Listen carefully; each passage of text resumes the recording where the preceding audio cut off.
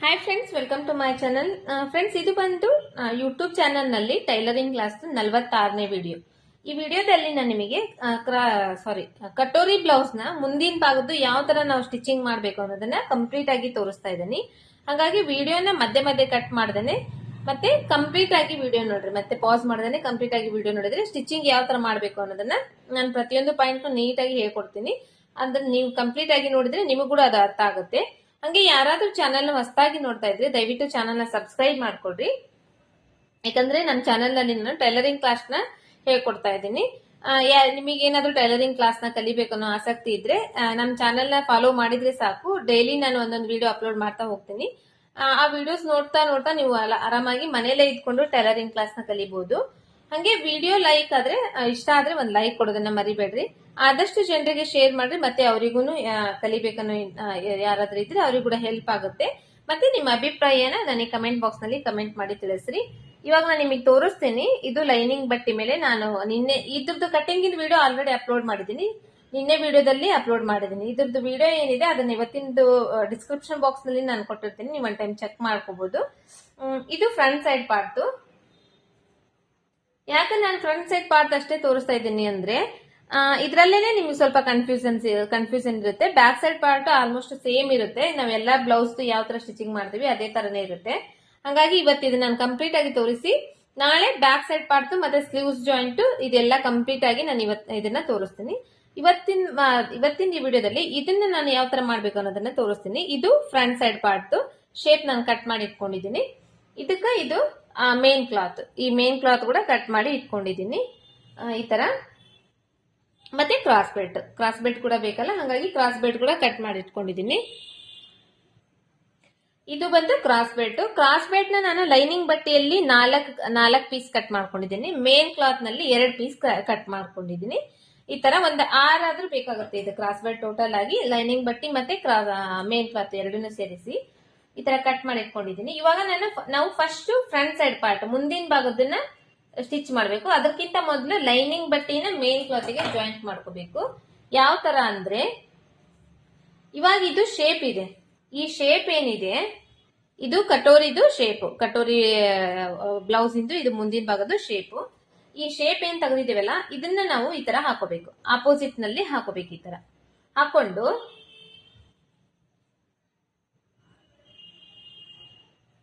ಈ ತರ ಹಾಕೊಂಡಾದ್ಮೇಲೆ ಇದ್ರ ಮೇಲೆ ಕೆಳಗಡೆ ಏನ್ ಹಾಕೋಬೇಕು, ಕೆಳಗಡೆನಾದ್ರೂ ಹಾಕೋಬಹುದು ಮೇಲ್ಗಡೆನಾದ್ರೂ ಹಾಕೋಬಹುದು. ಈ ತರ ಇದನ್ನ ಹಾಕೋಬೇಕು, ಹಾಕೊಂಡು ಇಂಟರ್ನ್ ಮಾಡ್ಕೋಬಹುದು.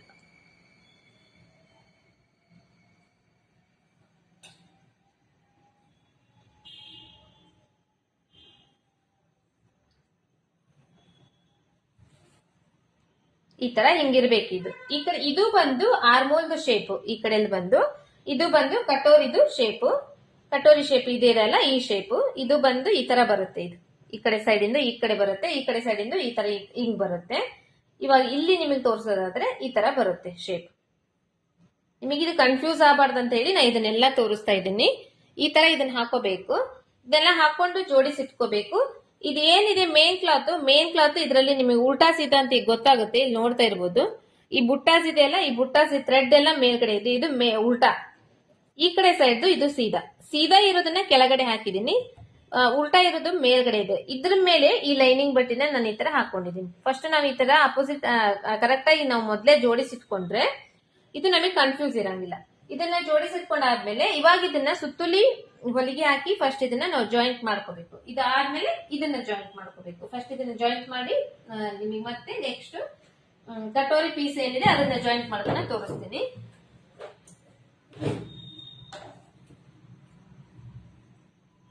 ಇದನ್ನ ಒಂದೊಂದಾಗಿ ನಾವು ಸಪರೇಟ್ ಆಗಿ ಜಾಯಿಂಟ್ ಜೋಡಿಸ್ಲಿಕ್ಕೆ ಹೋದ್ರೆ ಏನಾಗುತ್ತೆ ಅಂದ್ರೆ ಇದನ್ನ ಒಂದ್ ಹೊಲ್ದಾದ್ಮೇಲೆ ಮತ್ತೆ ಅದನ್ನ ನಾವು ಜೋಡಿಸ್ಕೊಂಡು ಹೊಲಿತೀವಿ ಅಂತಂದು ಹೊಲ್ದ್ರೆ ಏನಾಗುತ್ತೆ, ಕೆಲವೊಂದ್ ಟೈಮ್ ಕನ್ಫ್ಯೂಸ್ ಆಗುತ್ತೆ. ಕನ್ಫ್ಯೂಸ್ ಆದಾಗ ಹಿಂದೆ ಮುಂದೆ ಆಗೋ ಚಾನ್ಸಸ್ ಇರುತ್ತೆ. ಹಾಗಾಗಿ ನಾವ್ ಇದನ್ನ ಮೊದ್ಲೇ ಈ ತರ ಜೋಡಿಸಿಟ್ಕೊಂಡು ಹೊಲಿಗೆ ಹಾಕ್ಬಿಟ್ರೆ ಕನ್ಫ್ಯೂಷನ್ಸ್ ಇರಂಗಿಲ್ಲ, ನಮ್ ಕೆಲ್ಸನೂ ಫಾಸ್ಟ್ ಆಗಿ ಆಗುತ್ತೆ.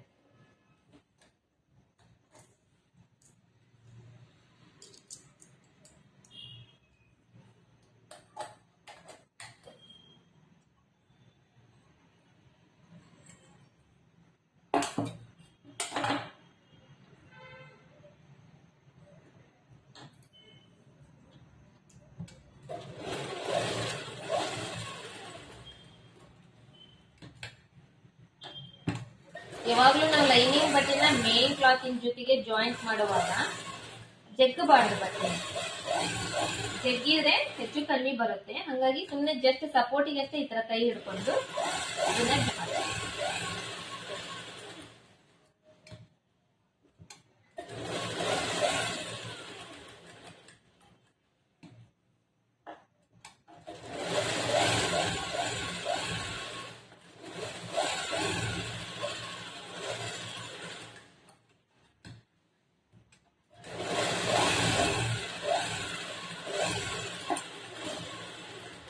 ಈ ತರ ಜೋಡಿಸ್ಕೊಂಡಾದ್ಮೇಲೆ ಇವಾಗ ಈ ಹೆಚ್ಚು ಕಡಿಮೆ ಬಟ್ಟೆ ಎಕ್ಸ್ಟ್ರಾ ಬಟ್ಟೆ ಏನಿದೆ, ಈ ಎಕ್ಸ್ಟ್ರಾ ಬಟ್ಟೆ ಇಷ್ಟು ಕರೆಕ್ಟ್ ಆಗಿ ಇದ್ರ ಶೇಪ್ ಪ್ರಕಾರನೇ ಕಟ್ ಮಾಡಿ ತೆಗೆದ್ಬಿಡ್ಬೇಕು.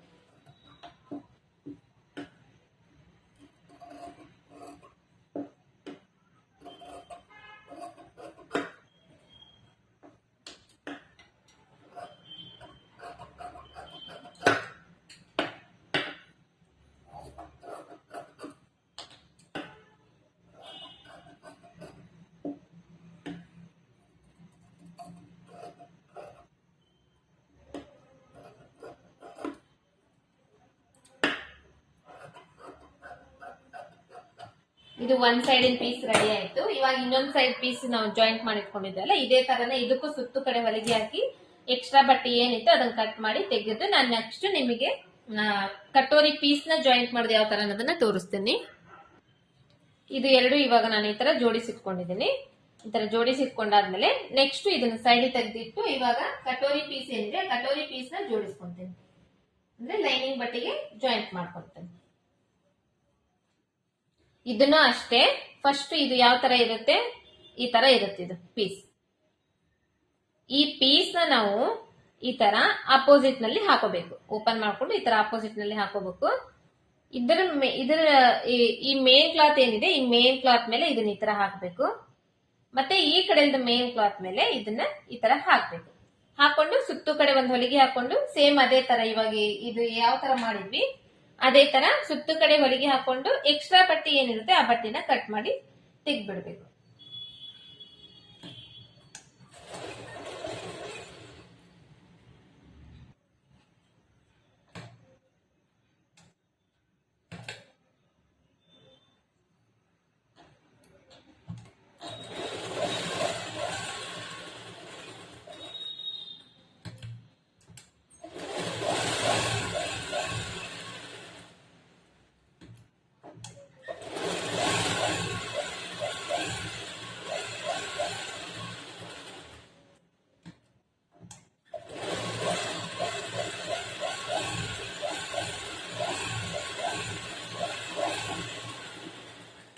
ಈ ತರ ಸುತ್ತು ಕಡೆ ಹೊಲಿಗೆ ಹಾಕೊಂಡು ಈ ಎಕ್ಸ್ಟ್ರಾ ಬಟ್ಟೆ ಏನಿರುತ್ತೆ ನೋಡ್ರಿ ಒಂದ್ ಸೈಡ್ ಇಂದ ಇದನ್ನ ಕಟ್ ಮಾಡಿ ತೆಗೆದ್ಬಿಡ್ಬೇಕು.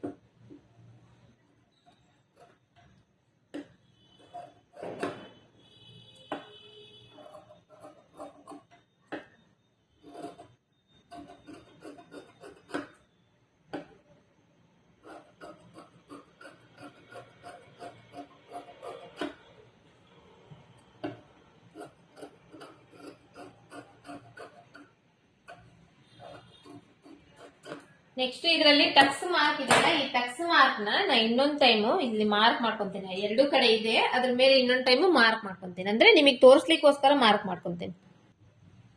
ಈ ತರ ಇದ್ರ ಮೇಲೆ ಆಲ್ರೆಡಿ ಇದೆ ಟಕ್ಸ್ ಮಾರ್ಕ್, ಬಟ್ ಇದರಲ್ಲಿ ಕ್ಯಾಮ್ರಾದಲ್ಲಿ ಅದು ನೀಟಾಗಿ ನಿಮಗೆ ಕಾಣಿಸಂಗಿಲ್ಲ. ಹಂಗಾಗಿ ಇಲ್ಲಿ ಇನ್ನೊಂದ್ ಟೈಮ್ ಇದನ್ನ ಮಾರ್ಕ್ ಮಾಡ್ಕೊಂತೀನಿ.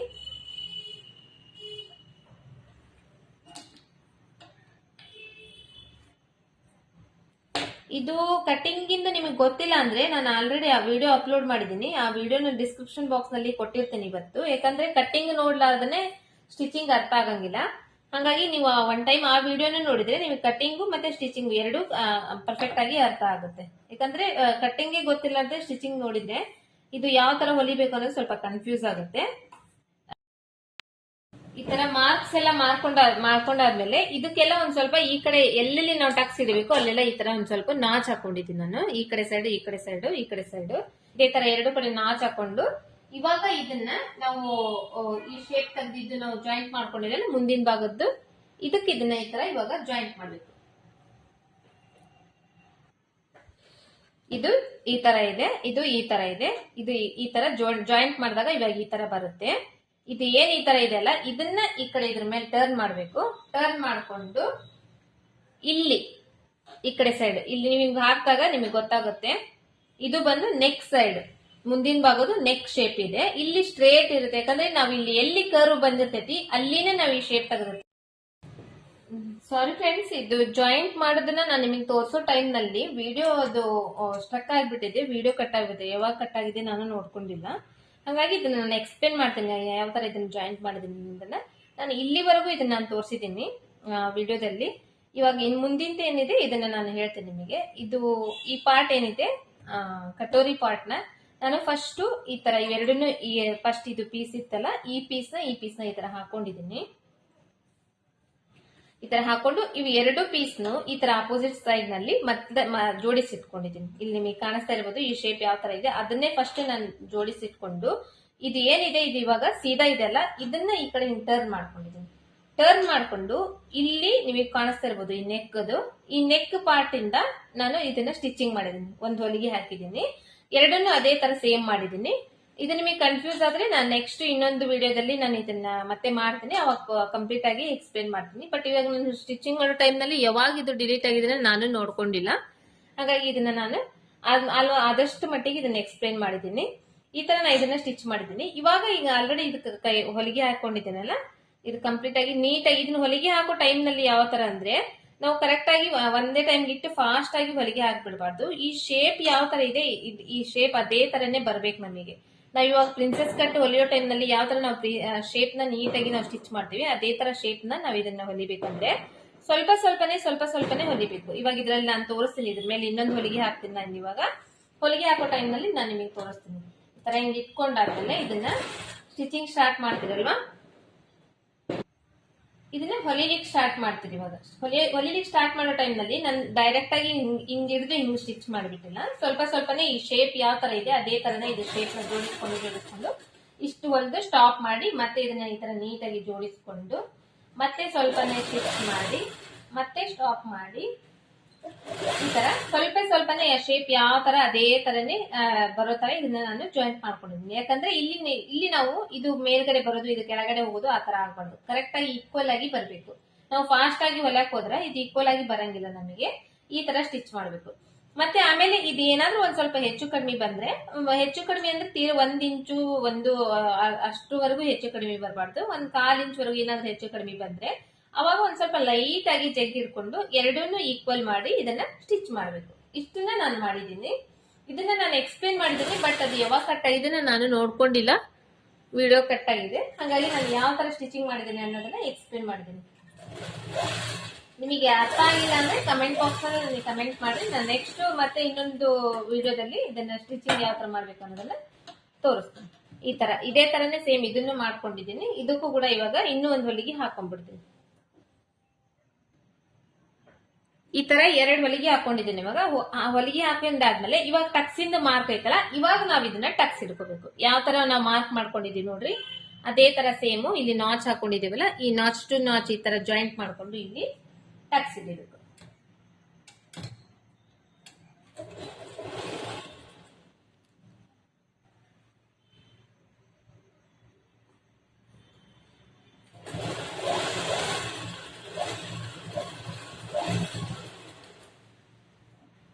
ಸೇಮ್ ಎರಡೂನು ಆಲ್ರೆಡಿ ನಾವು ರೆಡಿ ಮಾಡಿ ಇಟ್ಕೊಂಡ್ಬಿಟ್ಟಿದೀವಿ. ಟಕ್ಸ್ ಮಾರ್ಕ್ ಎಲ್ಲ ಹಾಕೊಂಡು ನಾಚ್ ಎಲ್ಲ ಹಾಕೊಂಡು ಎಲ್ಲಿ ಮಾರ್ಕ್ ಮಾಡಿದ್ವಿ, ಯಾವ ಕಡೆ ನಾಚ್ ಹಾಕಿದೀವಿ ಅಲ್ಲಿ ನಾವು ಕರೆಕ್ಟ್ ಆಗಿ ಟಕ್ಸ್ ಹಿಡಿದ್ಬಿಟ್ರೆ ಕಂಪ್ಲೀಟ್ ಆಗುತ್ತೆ.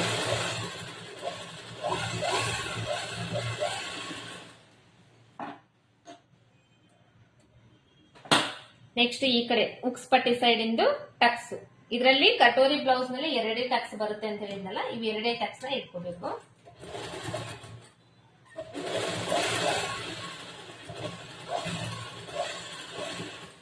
ಇವತ್ತು ಇದನ್ನ ನಾನು ತೋರಿಸ್ತಿದ್ದೇನಲ್ಲ, ಇದು ಬಂದು single katori blouse. Double katori blouse ಮತ್ತೆ ನೆಕ್ಸ್ಟ್ ಇನ್ನೊಂದು ವಿಡಿಯೋದಲ್ಲಿ ತೋರಿಸ್ತೀನಿ. ಇವತ್ತು ನಾನು ತೋರಿಸ್ತಿರೋದು ಬಂದು ಸಿಂಗಲ್ ಕಟೋರಿ ಬ್ಲೌಸ್.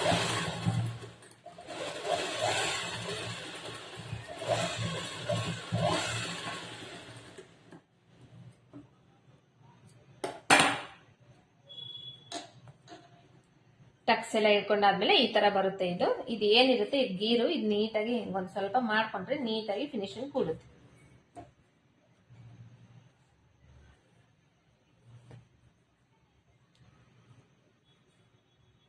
ಈ ತರ ಬರುತ್ತೆ ಕಟೋರಿ ಬ್ಲೌಸ್. ಇವಾಗ ಇದಕ್ಕೆ ಕ್ರಾಸ್ ಬೆಲ್ಟ್ ಕೂಡ ರೆಡಿ ಮಾಡ್ಕೋಬೇಕು. ಫಸ್ಟ್ 2 ಕ್ರಾಸ್ ಬೆಲ್ಟ್ ನ ಮೇನ್ ಕ್ಲಾತ್ ಗೆ ನಾನು ಜಾಯಿಂಟ್ ಮಾಡ್ಕೊಂಡು ಹೊಲಿಗೆ ಹಾಕೊಂಡ್ಬಿಡ್ತೀನಿ. ಸುತ್ತು ಕಡೆನೂ ಹೊಲಿಗೆ ಹಾಕೊಂಡು ಇದನ್ನ ರೆಡಿ ಮಾಡ್ಕೊಂಡ್ಬಿಡ್ತೀನಿ.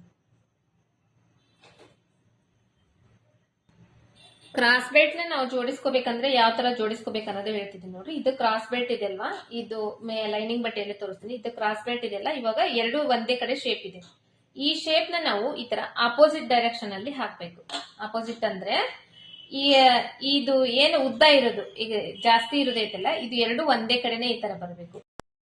ಇವಾಗ ಈ ಕ್ರಾಸ್ ಬೆಲ್ಟ್ ನ ನಾವ್ ಆಪೋಸಿಟ್ ಅಲ್ಲಿ ಈ ಕಡೆ ಉಕ್ಸ್ ಪಟ್ಟಿ ಸೈಡ್ ಎರಡನ್ನೂ ಒಂದ್ ಆಪೋಸಿಟ್ ಈ ಕಡೆ ಈ ತರ ಹಾಕೊಂಡಾದ್ಮೇಲೆ ಈ ಮೇನ್ ಕ್ಲಾತ್ ಇರುತ್ತಲ್ಲ, ಮೇನ್ ಕ್ಲಾತ್ ಮೇಲೆ ಇದನ್ನ ಅದು ಯಾವ ತರ ಇತ್ತು ಅದೇ ತರನೇ ಈ ತರ ಜೋಡಿಸ್ಕೊಂಡಿದೀನಿ. ಜೋಡಿಸ್ಕೊಂಡು ನೆಕ್ಸ್ಟ್ ಈ ಕ್ರಾಸ್ ಬೆಲ್ಟ್ ನ ನಾವು ಆಪೋಸಿಟ್ ಸೈಡ್ ನಲ್ಲಿ ಜೋಡಿಸ್ಕೊಂಡಾದ್ಮೇಲೆ ಈ ಲೈನಿಂಗ್ ಮೇನ್ ಕ್ಲಾತ್ ಇರುತ್ತಲ್ಲ, ಮೇನ್ ಕ್ಲಾತ್ ನ ಸೇಮ್ ಅದೇ ತರನೇ ಆಪೋಸಿಟ್ ಸೈಡ್ ನಲ್ಲಿ ಹಾಕೊಂಡು ಅದ್ರ ಮೇಲೆ ಈ ಕ್ರಾಸ್ ಬೆಲ್ಟ್ ಹಾಕೊಂಡು ಇವಾಗ ಇದು ಸುತ್ತು ಕಡೆನೂ ಒಂದು ಹೊಲಿಗೆ ಹಾಕೊಂಡಿದ್ದೀನಿ. ಹೊಲಿಗೆ ಹಾಕೊಂಡು ಈ ಎಕ್ಸ್ಟ್ರಾ ಬಟ್ಟೆ ಏನಿದೆ ಈ ಎಕ್ಸ್ಟ್ರಾ ಬಟ್ಟೆನ ಕಟ್ ಮಾಡಿ ತೆಗೆದ್ಬಿಡ್ತೀನಿ. ಅದೇ ತರ ಸೇಮ್ ಇವಾಗ ಇದನ್ನು ಕೂಡ ಸ್ಟಿಚ್ ಮಾಡ್ತೀನಿ. ಸ್ಟಿಚ್ ಮಾಡಿ ಎಕ್ಸ್ಟ್ರಾ ಬಟ್ಟೆ ಕಟ್ ಮಾಡಿ ತೆಗೆದು ಇದನ್ನ ಬ್ಲೌಸ್ಗೆ ಜಾಯಿಂಟ್ ಮಾಡಬೇಕು.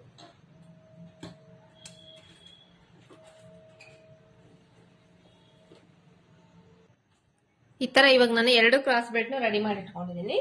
ಈ ತರ ರೆಡಿ ಮಾಡಿ ಇಟ್ಕೊಂಡಾದ್ಮೇಲೆ ಇವಾಗ ಇದನ್ನ ನಾವ್ ಇದಕ್ಕ ಜಾಯಿಂಟ್ ಮಾಡೋಣ.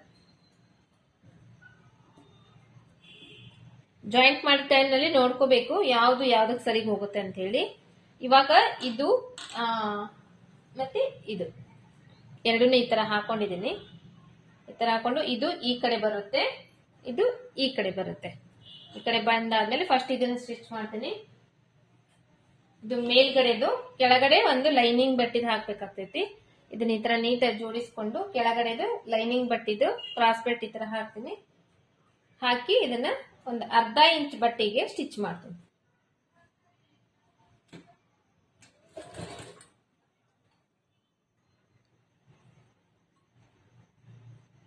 ಸ್ವಲ್ಪ ಸ್ಟಿಚ್ ಮಾಡಿ ಸ್ಟಾಪ್ ಮಾಡಬೇಕು. ಸ್ಟಾಪ್ ಮಾಡಿದಾದ್ಮೇಲೆ ಇದನ್ನ ನೀಟಾಗಿ ಜೋಡಿಸ್ಕೋಬೇಕು. ಜೋಡಿಸ್ಕೊಂಡು ಸ್ಟಿಚ್ ಮಾಡಿ ಮತ್ತೆ ಸ್ಟಾಪ್ ಮಾಡಬೇಕು. ಇಲ್ಲಿ ಇವಾಗ ನಮಗೆ ಟಕ್ಸ್ ಬರುತ್ತಲ್ಲ, ಈ ಟಕ್ಸ್ ನ ಒಂದ್ ಸ್ವಲ್ಪ ಈ ತರ ಫೋಲ್ಡ್ ಮಾಡಬೇಕು. ಫೋಲ್ಡ್ ಮಾಡಿ ಅದ್ರ ಮೇಲೆ ಇದನ್ನ ಕ್ರಾಸ್ ಬೆಲ್ಟ್ ನ ಹಾಕಿ ಸ್ಟಿಚ್ ಮಾಡಿ.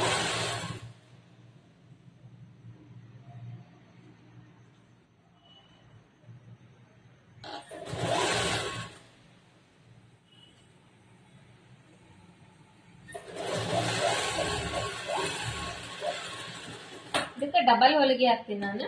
ಮತ್ತೆ ಹಿಂಗೆ ಟರ್ನ್ ಮಾಡ್ಕೊಂಡು ಇದ್ರ ಮೇಲೆ ಇನ್ನೊಂದು ಹೊಲಿಗೆ ಹಾಕ್ತೀನಿ.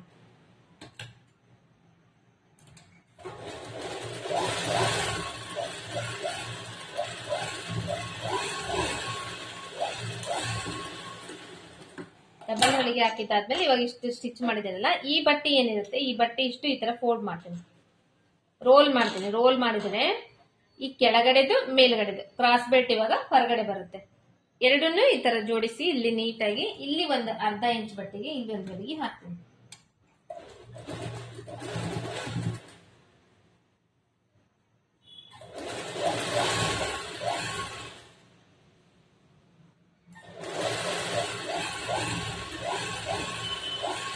ಇದನ್ನ ಅಷ್ಟೇ ಟರ್ನ್ ಮಾಡ್ಕೊಂತೀನಿ. ಮತ್ತೆ ಇನ್ನೊಂದು ಹೊಲಿಗೆ ಹಾಕ್ತೀನಿ.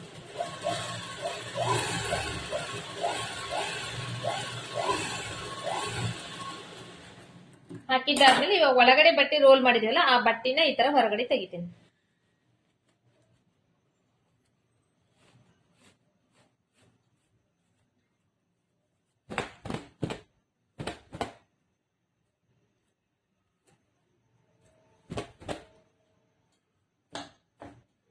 ಇದು katori blouse front side part stitching ಮಾಡುವಂತ ಮೆಥಡ್.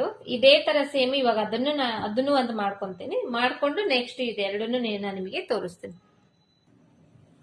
ಈ ತರ ಎರಡನ್ನು ನಾನು ಜೋಡಿಸಿ ಹೊಲಿದಿಟ್ಕೊಂಡಿದ್ದೀನಿ. ಹೊಲಿದಿಟ್ಕೊಂಡಾದ್ಮೇಲೆ ಇವಾಗ ಇದಕ್ಕ ಉಕ್ಸಿನ ಪಟ್ಟಿ, ಉಕ್ಸ್ ಮನಿ ಮಾಡೋ ಪಟ್ಟಿನ ಜಾಯಿಂಟ್ ಮಾಡ್ತೀನಿ. ಅದಕ್ಕೋಸ್ಕರ ನಾನು ಸ್ವಲ್ಪ ಜಾಸ್ತಿನೇ ಅಗಲ ಜಾಸ್ತಿ ಬಟ್ಟೆ ತಗೊಂಡಿದ್ದೀನಿ. ಯಾಕಂದ್ರೆ ನಾನು ಇದನ್ನ ಡಬಲ್ ಫೋಲ್ಡ್ ಮಾಡಿ ಹೊಲಿತೀನಿ. ಈ ತರ ಡಬಲ್ ಫೋಲ್ಡ್ ಮಾಡಿ ಹೊಲಿತೀನಿ. ನೀವೇನಾದ್ರೂ ಸಿಂಗಲ್ ಆಗಿ ಹೊಲಿತೀನಿ ಅಂದ್ರೆ ಇದ್ರದ್ದು ಅಗಲ ಬಂದು ಒಂದ್ 2 ಇಂಚು ಅಥವಾ 2.5 ಇಂಚ್ ಇದ್ರೆ ಸಾಕಾಗ್ತೈತಿ.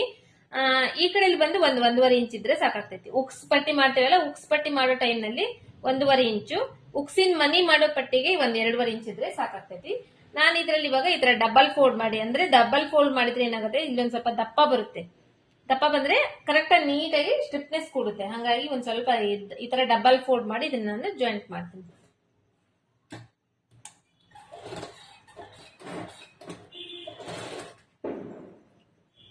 ಇಲ್ಲಿನೂ ಅಷ್ಟೇ ಒಂದ್ ಸ್ವಲ್ಪ ಜಾಯಿಂಟ್ ಮಾಡ್ಕೊಂಡು ಸ್ಟಾಪ್ ಮಾಡಿ ಮತ್ತೆ ಅದನ್ನ ನೀಟಾಗಿ ಜೋಡಿಸ್ಕೊಂಡು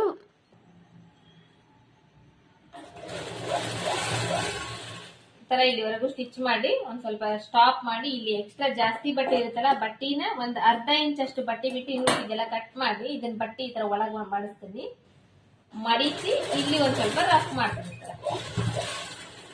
ರಫ್ ಮಾಡಿ ಕಟ್ ಮಾಡಿ ತೆಗಿತೀನಿ. ಕಟ್ ಮಾಡಿ ತೆಗೆದು ಇವಾಗ ಈ ಕಡೆ ಬಟ್ಟೆ ಇದೆಲ್ಲ, ಈ ಬಟ್ಟೆನ ಈ ತರ ಫೋಲ್ಡ್ ಮಾಡ್ತೀನಿ. ಫೋಲ್ಡ್ ಮಾಡಿ ಇದ್ರ ಮೇಲೆ ಇದನ್ನ ಈ ತರ ಫೋಲ್ಡ್ ಮಾಡ್ತೀನಿ.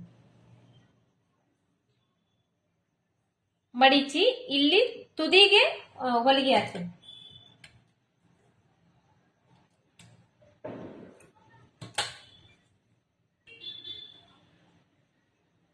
ಇಲ್ಲಿ ಪೂರ್ತಿ ಎಡ್ಜಿಗೆ ಇಲ್ಲ, ಇಲ್ಲಿ ಮಡಿಸಿದೀವಲ್ಲ ಈ ಕಡೆ, ಇದ್ರ ಮೇಲೇನೆ ಇದು ಬರಬೇಕು ಪಟ್ಟಿ.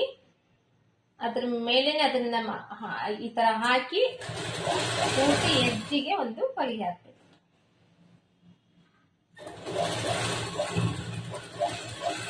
ಹಾಕಿ ಇಲ್ಲಿ ಎಡ್ಜಿಗೆ ಬಂದ್ಮೇಲೆ ಸ್ಟಾಪ್ ಮಾಡ್ಬೇಕು. ಪೂರ್ತಿ ಲಾಸ್ಟಿಗೆ ಬಂದ್ಮೇಲೆ ಸ್ಟಾಪ್ ಮಾಡಿ ಇದನ್ನ ಈ ಕಡೆ ಟರ್ನ್ ತಗೊಂಡು ಇಲ್ಲಿ ಒಂದ್ ಸ್ವಲ್ಪ ರಫ್ ಮಾಡ್ಬೇಕು.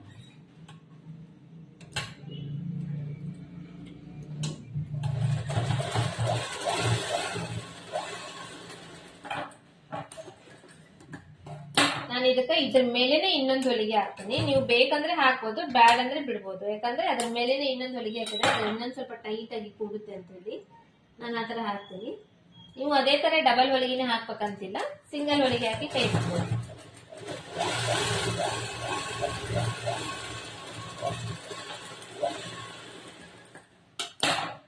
ಮತ್ತೆ ಅದ್ರ ಪಕ್ಕದಲ್ಲೇ ಒಂದು 1/4 ಇಂಚ್ ಅಷ್ಟು ಬಟ್ಟೆ ಬಿಟ್ಟು ಇನ್ನೂ ಒಂದು ಹೊಲಿಗೆ ಹಾಕ್ತೀವಿ.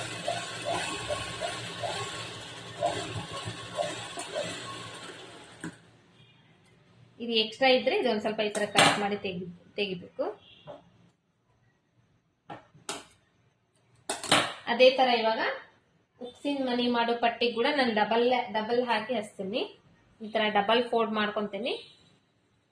ಡಬಲ್ ಫೋಲ್ಡ್ ಮಾಡ್ಕೊಂಡು ಒಂದ್ ಸೈಡ್ ಇಂದ ಇದನ್ನ ಸ್ಟಿಚ್ ಮಾಡ್ತೀನಿ.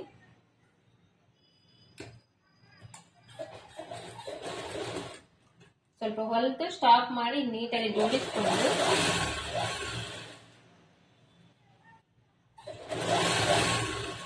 ಇಲ್ಲಿವರೆಗೂ ಹೊಲಿದು ಸ್ಟಾಪ್ ಮಾಡಿ, ಇಲ್ಲೊಂದ್ ಸ್ವಲ್ಪ ಎಕ್ಸ್ಟ್ರಾ ಜಾಸ್ತಿ ಇದ್ರೆ ಬಟ್ಟೆ ಕಟ್ ಮಾಡ್ತಿದ್ದು ಇದನ್ನು ಕೂಡ ಈ ತರ ಒಳಗಡೆ ಫೋಲ್ಡ್ ಮಾಡಿ ಇಲ್ಲಿ ಒಂದ್ ಸ್ವಲ್ಪ ರಫ್ ಮಾಡ್ತೀನಿ. ರಫ್ ಮಾಡಿ ಈ ಕಡೆ ಎಕ್ಸ್ಟ್ರಾ ಬಟ್ಟೆ ಇರೋ ಬಟ್ಟೆನ ಕಟ್ ಮಾಡಿ ತೆಗಿತೀನಿ. ಇದನ್ನ ಇವಾಗ ಹಿಂಗ್ ಟರ್ನ್ ಮಾಡ್ಕೊಂತೇನೆ. ಟರ್ನ್ ಮಾಡ್ಕೊಂಡು ಇದ್ರ ಮೇಲೆ ಒಂದು ಹೊಲಿಗೆ ಹಾಕ್ತೀನಿ.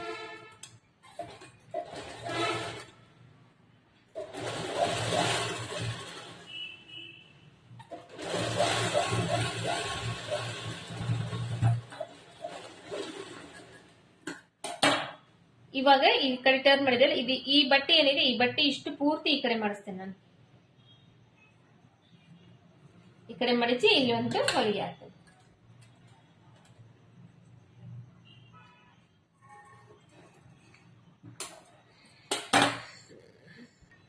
ನಿಮಗೇನಾದ್ರೂ ಈ ಪಟ್ಟಿ ಅಗಲ ಅನಿಸ್ತಾ ಇದೆ ಅಂದ್ರೆ ಇದು ಒಂದ್ ಸ್ವಲ್ಪ ಒಳಗಡೆ ಮಡಿಚ್ಕೋಬಹುದು. ಮಡಿಚ್ಕೊಂಡು ಕೂಡ ಈ ತರ ಹೊಲಿಗೆ ಹಾಕ್ಬೋದು. ಇಲ್ಲ ಪಟ್ಟಿ ಅಗಲ ಇದ್ರೂ ಪರವಾಗಿಲ್ಲ ಅಂದ್ರೆ ಈ ತರನೇ ಹಾಕ್ಬೋದು. ನನಗೆ ಈ ಪಟ್ಟಿ ಒಂದ್ ಸ್ವಲ್ಪ ಅಗಲನೇ ಇದೆ ಅಂತಂದ್ರೆ ಈ ತರ ಹೊಲಿತಾ ಇದ್ದೀನಿ. ಹಾಗಾಗಿ ಅದು ಎಷ್ಟಿತ್ತೋ ಅಷ್ಟೇ ಬಿಟ್ಟು ಹೊಲಿಗೆ ಹಾಕ್ತಾ ಇದ್ದೀನಿ.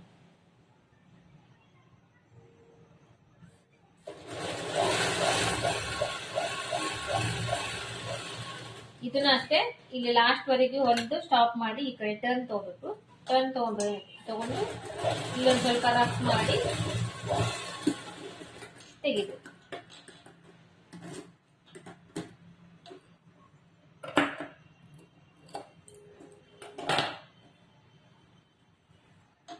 ಮತ್ತೆ ಇದೆಲ್ಲ ಹೊಲ್ದಾದ್ಮೇಲೆ ಇದನ್ನ ಒಂದ್ ಟೈಮ್ ಚೆಕ್ ಮಾಡ್ಕೋಬೇಕು ನಾವು. ಕೆಲವೊಂದ್ ಟೈಮ್ ಒಂದ್ ಸ್ವಲ್ಪ ಹೆಚ್ಚು ಕಡಿಮೆ ಬರೋ ಚಾನ್ಸಸ್ ಇರುತ್ತೆ. ಈ ತರ ಚೆಕ್ ಮಾಡ್ಕೋಬೇಕು.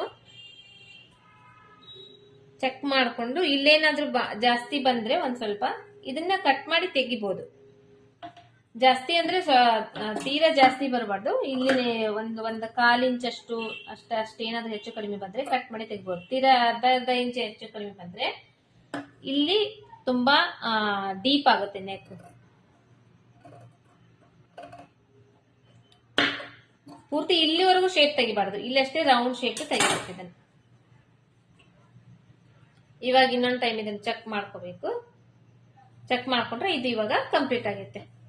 ಮುಂದಿನ ಭಾಗದ ಕಟೋರಿ ಬ್ಲೌಸ್ ಇಂದು ಮುಂದಿನ ಭಾಗದ ಪಾರ್ಟ್ ಇದು ಕಂಪ್ಲೀಟ್ ಆಗಿದೆ. ಇದು ಅರ್ಥ ಆಗಿದೆ ಅನ್ಕೊಂಡಿದ್ದೀನಿ. ಆಲ್ಮೋಸ್ಟ್ ತಿಳಿಸಿ ಹೇಳಲಿಕ್ಕೆ ನಾನು ಪ್ರಯತ್ನ ಮಾಡಿದ್ದೀನಿ. ಹಾಗಾಗಿ ಈ ವಿಡಿಯೋ ಇಷ್ಟ ಆಗಿದ್ರೆ ನಿಮಗೆ ನಾನು ಹೇಳ್ಕೊಡ್ತಾ ಇರೋದು ಅರ್ಥ ಆಗ್ತಾ ಇದೆ ಅಂದ್ರೆ ನಮ್ಮ ಚಾನೆಲ್ ನ ಸಬ್ಸ್ಕ್ರೈಬ್ ಮಾಡ್ಕೊಳ್ರಿ. ಯಾಕಂದ್ರೆ ಇದೇ ತರ ಹೊಸ ವಿಡಿಯೋಸ್ ನ ಅಪ್ಲೋಡ್ ಮಾಡ್ತಾ ಇರ್ತೀನಿ. ನಿಮಗೂ ಕಲೀಲಿಕ್ಕೂ ಕೂಡ ತುಂಬಾ ಹೆಲ್ಪ್ ಆಗುತ್ತೆ. ನಾನು ಹಾಕಿದ್ದು ಕೂಡ ವಿಡಿಯೋಸ್ ನಿಮಗೆ ನಿಮ್ಮ ಫೋನಿಗೆ ಬಂದು ರೀಚ್ ಆಗುತ್ತೆ. ನೀವು ಅವಾಗ ಡೈಲಿ ವಿಡಿಯೋಸ್ ನ ನೋಡ್ಕೊಂಡು ಕಲಿಬಹುದು. ಹಂಗೆ ವಿಡಿಯೋ ನಾನು ಹೇಳ್ಕೊಡ್ತಾ ಇರ್ತೇನಲ್ಲ, ಈ ವಿಡಿಯೋಸ್ ನಿಮಗೆ ಇಷ್ಟ ಆಗ್ತಾ ಇದೆ ಅಂದ್ರೆ ಒಂದು ಲೈಕ್ ಕೊಡೋದನ್ನ ಮರಿಬೇಡ್ರಿ. ಮತ್ತೆ ಆದಷ್ಟು ಕಲಿಯೋರಿಗೆ ಶೇರ್ ಮಾಡ್ರಿ, ಯಾರಾದ್ರೂ ನಿಮ್ ಫ್ಯಾಮಿಲಿ ಫ್ರೆಂಡ್ಸ್ ನಲ್ಲಿ ಇದ್ರೆ. ಮತ್ತೆ ನಿಮ್ಮ ಅಭಿಪ್ರಾಯನ ಕಮೆಂಟ್ ಬಾಕ್ಸ್ ನಲ್ಲಿ ಕಮೆಂಟ್ ಮಾಡ್ರಿ ಅಂತ ತಿಳಿಸ್ತಾ ನೆಕ್ಸ್ಟ್ ಮೀಟ್ ಆಗೋದು. ಮತ್ತೆ ಇದೇ ಬ್ಲೌಸ್ ಹಿಂದೆ ಕಂಪ್ಲೀಟ್ ಮುಗಿಸ್ಲಿಕ್ಕೆ back side part, sleeves joint ಮತ್ತೆ ಶೋಲ್ಡರ್ ಜಾಯಿಂಟ್, ಇದಕ್ಕೆ ಪೈಪಿಂಗ್ ಯಾವ ತರ ಮಾಡ್ಬೇಕು ಇದನ್ನೆಲ್ಲದೂ ನಾನು ನೆಕ್ಸ್ಟ್ ವಿಡಿಯೋದಲ್ಲಿ ತಿಳಿಸ್ಕೊಡ್ತೀನಿ. ಮತ್ತೆ ನೆಕ್ಸ್ಟ್ ವಿಡಿಯೋದಲ್ಲಿ ಮೀಟ್ ಆಗೋದು.